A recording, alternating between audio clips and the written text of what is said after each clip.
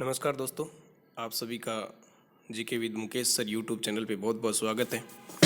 तो दोस्तों, मैं आपको बता देता हूँ कि अपना पॉइंट चल रहा है एनसीईआरटी की बुकों का। हमारा राजस्थान हम लोग पढ़ रहे हैं। आज हम पढ़ेंगे कक्षा 11 का हमारा राजस्थान।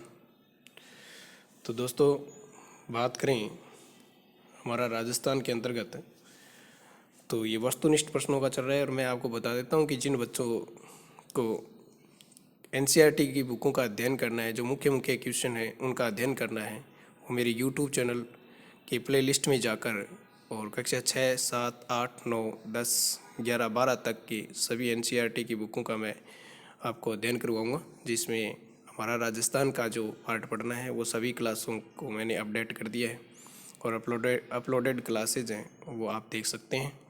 तो आपका समय नहीं लेते हुए, और आज हम अध्ययन कर रहे हैं कक्षा 11 का हमारा राजस्थान की। प्रत्येक पार्ट वाइज हम लोग अध्ययन करेंगे। तो चलिए दोस्तों, आज पहला पार्ट और पहला ही क्वेश्चन है।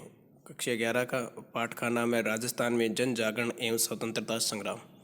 राजस्थान में जन जागरण और स्वतंत्रता संग्राम। पहला क्वेश्चन है, राजस्थान में 1857 के विद्रोह की शुरुआत कब हुई? तो राजस्थान में 1857 के विद्रोह की शुरुआत 28 मई 1857 को हुई थी। कब हुई थी? 28 मई 1857 को नसीराबाद की छावनी से 1857 की क्रांति का आगाज हुआ था राजस्थान में।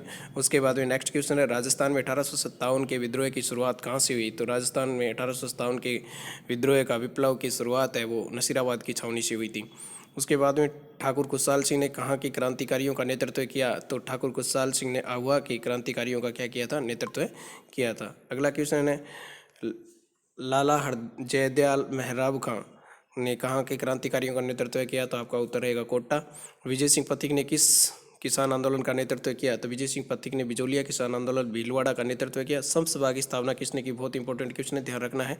तो समसभा की स्थापना गोविंद गुरु ने की थी। किसने की थी? गोविंद गुरु ने। एक ही आंदोलन मोतीलाल तेजावत ने चलाया था, तो समसभा की स्थापना गोविंद गुरु ने की थी। एक ही आंदोलन की शुरुआत किसने की? तो एक ही आंदोलन मोतीलाल तेजावत ने शुरुआत की थी। चलिए बात करते हैं नेक्स्ट क्वेश्चनों की। बात करें कि दयानंद सरस्वती की मृत्यु कहाँ हुई? तो दयानंद सरस्वती की मृत्यु है वो कहाँ हुई थी? दयानंद सरस्वती की मृत्यु अजमेर में हुई थी। जहर है वो जोधपुर में दिया गया था। जहर कहाँ दिया गया था? जोधपुर में। और मृत्यु अजमेर में हुई थी। ध्यान रखना, दयानंद सरस्वती की मृत्यु दीपावली के दिन हुई थी। किस दिन हुई थी? दीपावली के दिन हुई थी। और ये कब की बात है? तो ये बात है जगत सिंह द्वितीय के काल की बात है दोस्तों, ध्यान रखना, जगत सिंह द्वितीय। ठीक है। उसके बाद में बात करें जगत सिंह नहीं, जसवंत सिंह द्वितीय, जसवंत सिंह द्वितीय। ठीक है। उसके बाद में बात करें, कहाँ के महाराजा ने 1857 की क्रांति को दबाने के लिए अंग्रेजों के पक्ष में अपनी सेनाएं राज्य से बाहर भेजी थी? यानी कहाँ के महाराजा ने 1857 की क्रांति को दबाने के लिए अंग्रेजों के पक्ष यानी अंग्रेजों की सहायता करने के लिए अपनी सेना अपने राज्य से बाहर भेजी थी?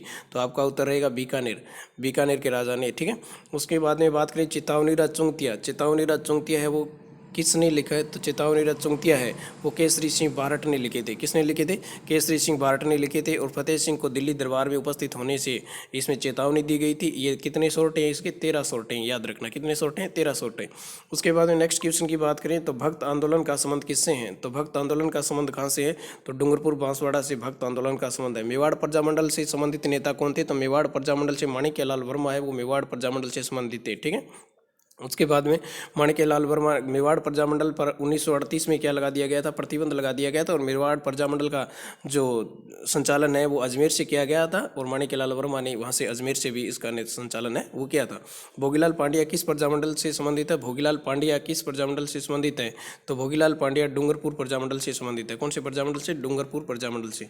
चलिए नेक्स्ट क्वेश्चन की बात करते हैं। नेक्स्ट क्वेश्चन है, सागरमल गोपा का संबंध किस रियासत से है? तो सागरमल गोपा का संबंध जैसलमेर रियासत से हैं। और सागरमल गोपा ने गुंडाराज नामक पुस्तक लिखी थी, इंपॉर्टेंट पुस्तक है। इसको सागरमल गोपा को जैसलमेर की जेल में मिट्टी का तेल यानी केरोसिन के तेल डालकर और क्या छिड़कर उसको क्या कर दिया गया था? मार दिया गया था। तो सागरमल गोपा का संबंध है वो जैसलमेर से हैं। ठीक है। 1857 की क्रांति किस समय जयपुर का पॉलिटिकल एजेंट कौन था? तो जयपुर का पॉलिटिकल एजेंट है वो ईडन था। 1857 की क्रांति के समय उदयपुर में पॉलिटिकल एजेंट कौन था? उदयपुर का कौन था? सावरस था। 1857 की क्रांति के समय किन क्रांतिकारियों ने मेजर बर्टन की हत्या की थी? तो बर्टन कहाँ कर था? कोटा में था। ठीक है।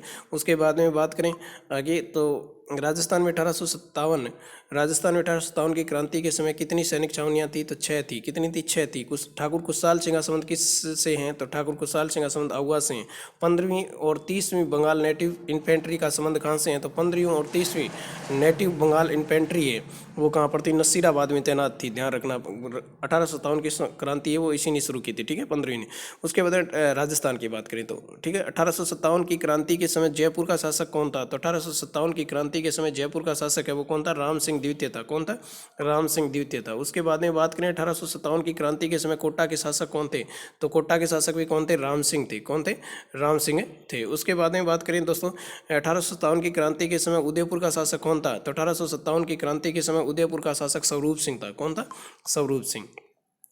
चलिए बात करते हैं दूसरे पाठ की, और दूसरे पाठ का नाम है राजस्थान का स्थापत्य, मूर्ति शिल्प एवं चित्रशैलियाँ, ठीक है। तो गुर्जर प्रतिहार शैली का अंतिम और सबसे भव्य मंदिर कौन सा है? यानी गुर्जर प्रतिहार शैली का अंतिम मंदिर वह सबसे भव्य मंदिर 1016 में जो निर्मित किया गया था वो कौन सा है? सोमेश्वर मंदिर है। कौन सा है? सोमेश्वर मंदिर। रानी जी की बावड़ी कहाँ स्थित है? तो रानी जी की बावड़ी बूंदी में स्थित है, ठीक है। रानी जी की बाव कहाँ स्थित है? बूंदी में। सेठ लालचंद गोयनका की हवेली कहाँ स्थित है? तो सेठ लालचंद गोयनका की हवेली है वो ढूंढलोद झुंझुनू में स्थित है। कहाँ स्थित है? ढूंढलोद झुंझुनू में।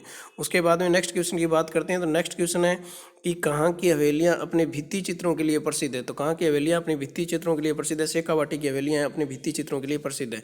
प्रसिद्ध भक्त, जालान, पोदार और भगेरिया की हवेली कहाँ स्थित है? ध्यान देना, भक्त की हवेली, जालान हवेलियाँ, पोदार हवेलियाँ, भगेरिया की हवेलियाँ कहाँ स्थित है? तो नवलगढ़ झुंझुनू में। कहाँ स्थित है ये? नवलगढ़ झुंझुनू। किस मंदिर का निर्माण हूण शासक तोरमान के पुत्र महिरकुल ने करवाया था? ठीक है, तो हूण शासक तोरमान का पुत्र था महिरकुल। महिरकुल ने कौन से मंदिर का निर्माण करवाया था? शिव मंदिर बाडोली। शिव मंदिर बाडोली का निर्माण करवाया था। राजस्थान का खाजूराहो किसे कहा जाता है? तो राजस्थान का खाजूराहो किराड़ू बाड़मेर को कहा जाता है। किसको कहा जाता है? किराड़ू बाड़मेर को कहा जाता है। किराड़ू के मंदिरों में सबसे सुंदर मंदिर कौन सा है? किराड़ू के मंदिरों में सबसे सुंदर मंदिर कौन सा है? तो सोमेश्वर मंदिर है। कौन सा है? सोमेश्वर मंदिर। रंग महल, मोती महल, जग विलास, जवाहर विलास प्रमुख विलास प्रमुख किस दुर्ग में स्थित है? तो ये सभी के सभी किस में स्थित है? ये महल है ये जैसलमेर दुर्ग में स्थित है, ठीक है, याद रखना है। उसके बाद में ढाई साके के लिए राजस्थान का कौन सा दुर्ग जाना जाता है? तो ढाई साके के लिए राजस्थान का जैसलमेर दुर्ग है वो जाना जाता है। चलिए नेक्स्ट बात करते हैं राजस्थान की लोक कलाओं की। राजस्थान की लोक कलाएं। नाथ द्वारा के समीप स्थित मोलेला गांव किस कला के लिए प्रसिद्ध है? तो मोलेला टेरिकोटा के लिए प्रसिद्ध है। मोलेला गांव है वो राजसमंद में पड़ता है, ठीक है। उसके बाद थेवा कला के लिए प्रसिद्ध जिला कौन सा है? तो थेवा कला के लिए प्रतापगढ़ प्रसिद्ध है। कौन सा प्रसिद्ध है? प्रतापगढ़। गढ़लो लोकगीत किस क्षेत्र की प्रचलित है? तो गढ़लो है ये मेवाड़ का है, गढ़लो, गुड़ला या गढ़लो, ठीक है। उसके बाद में बात करें कंवर कलेवा, जिमणवार, जला जलाल, जुआ जुई आदि गीत किससे संबंधित है? तो ये किससे संबंधित है मेरे दोस्तों? विवाह से संबंधित है। किससे संबंधित है? विवाह से। बच्चों के कीड़ा गीत, जादू टोने से संबंधित गीत कौन से होते हैं? तो कामण गीत होते हैं, ठीक है। उसके बाद में अल्लाह जिला बाई का संबंध किससे है? तो अल्लाह जिला बाई मांडगाई का है भाई, ये क्या है? मांडगाई का है। चलिए बात करते हैं नेक्स्ट, उत्तरी मेवाड़ के भीलों का प्रसिद्ध गीत कौन सा है? उत्तरी मेवाड़ के भीलों का प्रसिद्ध गीत हमसडो या हिमसडो, ठीक है, याद रखना हमसडो। काष्ठ कला का प्रधान केंद्र कौन सा है? तो काष्ठ कला का प्रधान केंद्र है वो बस्सी चित्तौड़गढ़ है। बस्सी चित्तौड़गढ़। चार वेत कहाँ का प्रसिद्ध लोक नृत्य है? तो चार वेत टोंक का है। कहाँ का है? टोंक का। अजरक प्रिंट कहाँ की है? तो अजरक प्रिंट है ये बाड़मेर की है। अजरक प्रिंट कहाँ की है? बाड़मेर की। उसके बाद में बात करें तमाशा लोकनाट्य प्रसिद्ध है, तो तमाशा लोकनाट्य है वो जयपुर का प्रसिद्ध है। कहाँ का प्रसिद्ध है? तमाशा जयपुर का। चलिए बात करें प्रसिद्ध कलाकार जानकीलाल भांड का संबंध किससे है? तो जानकीलाल भांड जी हैं ये भीलवाड़ा के हैं। कहाँ के? भीलवाड़ा के। मावलिया किस जनजाति का नृत्य है? मावलिया, ध्यान रखना, मावलिया किस जाति या जनजाति का नृत्य है? तो आपका उत्तर रहेगा कैथोड़ी। इसका है कैथोड़ी का। चलिए नेक्स्ट क्वेश्चन की बात, नेक्स्ट पार्ट की बात करते हैं। और नेक्स्ट पार्ट का नाम है राजस्थान के प्राकृतिक संसाधन एवं उनका संरक्षण। तो बात करें निम्नलिखित में से प्राकृतिक संसाधन है, प्राकृतिक संसाधन इनमें से कौन सा है? तो इनमें से प्राकृतिक वनस्पति, प्रकृति से बनती मृदा, जल, ये सभी क्या है? प्राकृतिक संसाधन है। जलोढ़ मृदा किस के द्वारा जमा की जाती है? जलोढ़ मृदा है वो नदियों के द्वारा जमा की जाती है, यानी नदियाँ अपने साथ पानी के बहाव के साथ ये उपजाऊ मिट्टी लेके आती है और वो धीरे धीरे जब पानी को हम सिंचाई करते हैं तो वो जमीन पर जम जाती है, ठीक है। उसके बाद में राजस्थान में वर्ष भर बहने वाली नदी है, तो राजस्थान में वर्ष भर बहने वाली नदी है वो चंबल है। कौन सी है? चंबल है। बालसमंद झील कहाँ स्थित है? तो बालसमंद झील है ये जोधपुर में। कहाँ स्थित है? जोधपुर में स्थित है बालसमंद झील। राजस्थान में टंगस्टन कहाँ पाया जाता है? टंगस्टन कहाँ पाया जाता है? तो डेगाना नागौर क्षेत्र में, ठीक है। जावर राजपुरा द्रीबा, जावर राजपुरा द्रीबा अगुचा किस खनिज के लिए जाना जाता है? तो सीधी सीधी बात है, सीसा जस्ता के लिए जाना जाता है ये क्षेत्र। खेतड़ी, सिंगाणा, खो, द्रीबा, थानागाजी किस खनिज के लिए जाना जाता है? तो इस क्षेत्र में तांबा निकाला जाता है, ठीक है। उसके बाद में बात करें दोस्तों, तो ये बात है कि मोरिजा, बानेला, नीमला, रायसेला, नाथरा की पाल किसके लिए कौन से ऐसे के लिए जानी जाती है? तो लोह ऐसे के लिए जानी जाती है। राष्ट्रीय वन नीति वर्ष 1952, ध्यान देना, राष्ट्रीय वन नीति कब की? 1952 की है। राष्ट्रीय वन नीति को संशोधित कब किया गया? 1988 में किया गया। तो यानी राष्ट्रीय वन नीति 1952 संशोधित 1988 के अनुसार कुल भूभाग का वन क्षेत्र होना चाहिए, तो कितना होना चाहिए? 33% होना चाहिए। कितना होना चाहिए? 33%। केंद्रीय शुष्क क्षेत्र अनुसंधान संस्थान काजरी, शुष्क वन अनुसंधान संस्थान आफरी किस जिले में स्थित है? तो आपका उत्तर रहेगा जोधपुर जिले में। कौन से जिले में? जोधपुर जिले में। अगली बात करते हैं, राजस्थान राज्य के कुल क्षेत्रफल का लगभग भाग वन क्षेत्र में आता है, तो कितना भाग वन क्षेत्र में आता है? तो 10%। कितना आता है? 10%। याद रखना दोस्तों, कितना आता है? 10%। वनों को 3 भागों में बांटा जाता है। कितने भागों में बांटा जाता है? 3 भागों में बांटा जाता है। आरक्षित वन, सुरक्षित वन, अवर्गीकृत वन, ठीक है। कितने भागों में बांटा जाता है? 3 भागों में, प्रोक्त सभी हो जाएगा, ठीक है। उसके बाद में अगला क्वेश्चन है, राज्य में सर्वाधिक तथा सबसे कम वन क्षेत्र किन जिलों में पाया जाता है? तो राज्य में सर्वाधिक वन है वो किस जिले में पाए जाते हैं? तो राज्य में सर्वाधिक वन पाया जाता है उदयपुर में। और सबसे कम वन कहाँ पाया जाता है? तो सबसे कम वन है वो कहाँ पाया जाता है? तो सबसे कम वन है वो पाया जाता है दोस्तों चूरू में। कहाँ पाया जाता है? चूरू में। चलो बात करते हैं, राजस्थान में सदाबहार वन कहाँ पाए जाते हैं? बढ़िया क्वेश्चन है, याद रखना है। माउंट आबू क्षेत्र में सदाबहार वन पाए जाते हैं। राजस्थान राज्य पक्षी कौन सा है? राजस्थान का राज्य पक्षी कौन सा है? तो गुड्डाणु है। साइबेरियन क्रेन किस राष्ट्रीय उद्यान में पाया जाता है? ध्यान रखना, साइबेरियन क्रेन किस राष्ट्रीय उद्यान में पाया जाता है? तो केवलादेव राष्ट्रीय उद्यान में पाया जाता है, ठीक है। उसके बाद में बात करते हैं अगले पार्ट की, तो अगला पार्ट है अपना राजस्थान में ऊर्जा संसाधन। राजस्थान में ऊर्जा संसाधन, राजस्थान की बात करें तो राजस्थान में परमाणु ऊर्जा संयंत्र कहाँ स्थित है? तो परमाणु राजस्थान में राउतभाटा चित्तौड़गढ़ में। निम्न में से कौन सा तापीय विद्युत केंद्र नहीं है? ध्यान देना, नहीं है। इसमें 3 तापीय विद्युत केंद्र है, तो याद रखना दोस्तों, राउतभाटा ये परमाणु का है, सूरतगढ़ तापीय है, कोटा तापीय है और छबड़ा तापीय। पवन ऊर्जा के विकास की उपयुक्त दशाएं राजस्थान के किस क्षेत्र में सर्वाधिक है? तो पवन ऊर्जा पश्चिमी राजस्थान में। कौन से राजस्थान में? पश्चिमी राजस्थान में। उसके बाद में बात करें दोस्तों, बाड़मेर जिले के किस क्षेत्र में कच्चा खनिज तेल निकाला जाता है? तो बाड़मेर क्षेत्र के बायतू क्षेत्र में। कौन से क्षेत्र में? बायतू क्षेत्र में कच्चा तेल निकाला जाता है, ठीक है। उसके बाद में राज्य में गैर परंपरागत किस ऊर्जा स्रोत के विकास की सर्वाधिक संभावना है? गैर परंपरागत, तो सौर ऊर्जा, ठीक है।